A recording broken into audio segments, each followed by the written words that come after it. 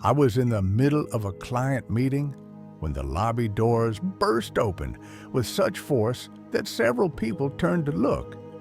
There stood Sandra, the president of our neighborhood HOA, her face flushed with what I could only describe as vengeful delight. She stormed across the marble floor in her designer heels, pointing a manicured finger directly at me as my clients looked on in confusion. Before we continue, where are you watching from right now? Drop a comment below and don't forget to hit that like button and subscribe for more stories like this. "You're fired, effective immediately," Sandra announced loudly, her voice echoing throughout the lobby. "Pack your things and get out of my building within the hour." I felt my cheeks burn as every eye in the lobby turned toward us. My clients shifted uncomfortably in their seats, but I managed to maintain my composure. Sandra stood there with her arms crossed, a smug smile spreading across her face as she relished my public humiliation. But there was something she didn't know, something that made me straighten my shoulders and meet her gaze without flinching. I simply nodded and said, "I think there's been a misunderstanding, Sandra." Her eyebrows shot up at my calm response. "The only misunderstanding is that you thought you could stay employed here after your pathetic performance. Now get out before I call security." Just 6 weeks earlier, I had been working as a modest financial advisor in this very office building. It wasn't glamorous, but I enjoyed helping clients manage their investments and plan for retirement. Sandra, however, made the workplace nearly unbearable. She wasn't just the president of our neighborhood HOA where we both lived. She was also the office manager for our building, a position that gave her 2 platforms from which to exert her love of control. Sandra micromanaged everything, from the temperature in the break room to which parking spaces employees could use. If you dared to question her authority, you'd find yourself written up for insubordination or suddenly dealing with surprise HOA violation notices at home. I had watched talented colleagues quit rather than deal with her petty tyranny. But my situation had changed dramatically, though no one at work knew it yet. My uncle had passed away 2 months ago, leaving me a substantial inheritance that I had decided to invest in real estate. When I discovered that the very building where I worked was up for sale, it seemed like a perfect opportunity. I formed a holding company to maintain my anonymity and made an offer that was quickly accepted. The closing was scheduled for the following week, but I had kept this information completely confidential, continuing to work as usual while the paperwork was being finalized. Meanwhile, Sandra's behavior had grown increasingly erratic. She had begun sending daily emails about workplace etiquette violations and installing security cameras aimed directly at employee workstations.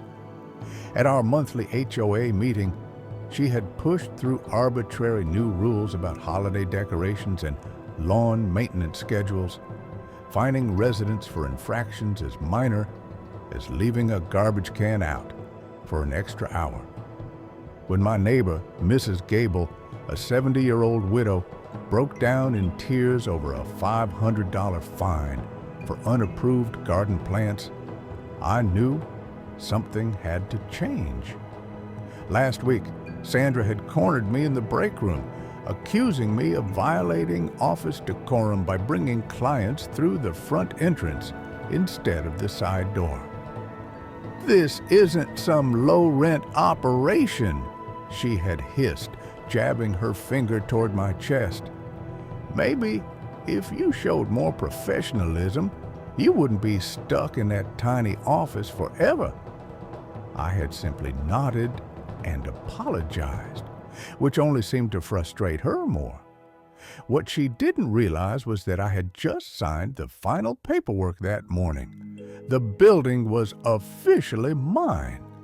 Now, standing in the lobby with Sandra demanding I leave immediately, I could feel the weight of the building deed in my portfolio. I gathered my client's paperwork and calmly stood up. "I apologize for the interruption," I told them quietly. "Perhaps we can reschedule for tomorrow morning." After they left, Sandra stepped closer, her voice dropping to a venomous whisper. "I've been waiting to do that for months. You have no ambition, no vision. People like you are just stepping stones for people like me."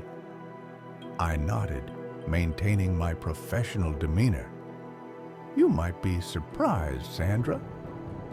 I walked toward the exit, pulled out my phone, and deliberately called my lawyer within earshot. "Hi, David." "Yes, everything went through. The building is officially mine as of 9 a.m. this morning. Could you please have the new management notices prepared for tomorrow? Thank you." I glanced back to see Sandra frozen in place, her mouth slightly open as the implications of my conversation dawned on her. Without another word, I walked out the door. The next morning, I arrived early with the property management team. We posted notices throughout the building. Effective immediately, Mark Holdings is the new owner of the Oakwood Professional Center. All building management inquiries should be directed to the new property manager, Tom. At precisely 9 a.m., I watched from the new security monitors as Sandra approached the main entrance and swiped her access card. The light remained red and the doors stayed locked. She tried again, then began pounding on the glass doors. The security guard approached, pointing to the new management notice. I could see her face contort with anger as she read it. When Tom finally let her in to explain the situation, Sandra stormed past him and headed straight for her office, only to find the locks had been changed. By this time, a small crowd of employees had gathered in the lobby, watching the scene unfold with barely concealed fascination. "Where is he?" Sandra demanded, spinning around to face the crowd. "Where is that nobody who thinks he can play games with me?" I stepped forward from my position near the elevator. "Good morning, Sandra. I believe Tom was explaining the change in management." "You!" she laughed, but it came out more like a strangled gasp. "This is some kind of sick joke. You can't afford to buy this building." I smiled gently. "Actually, Mark Holdings is my company. I purchased the building last week, and the transfer of ownership became official yesterday morning, about an hour before you attempted to fire me." The color drained from Sandra's face as she processed this information. "That's impossible. You're just a financial advisor. You drive a 10-year-old sedan." "I believe in living below my means," I replied calmly. "But that's neither here nor there. As the new owner, I've hired a professional management company to oversee building operations. Your position has been eliminated, effective immediately." Sandra's shock quickly gave way to rage. "You can't do this to me. I'll sue you for wrongful termination." "You're welcome to speak with my attorneys," I said, handing her a business card. "But you should know that I have extensive documentation of your management practices, including testimony from employees about workplace harassment. Now, I need to ask you to vacate the premises." That's when Sandra completely lost control. She screamed obscenities and hurled a potted plant across the lobby, narrowly missing an elderly client. Then she shoved the reception computer off the desk, sending it crashing to the floor. "This is my building!" she shrieked. Tom immediately called security, but when they attempted to escort Sandra out, she slapped one of the guards across the face. At that point, Tom had no choice but to call 911. The police arrived and tried to reason with her, but when they approached, Sandra shoved past them toward me, screaming that she would destroy me.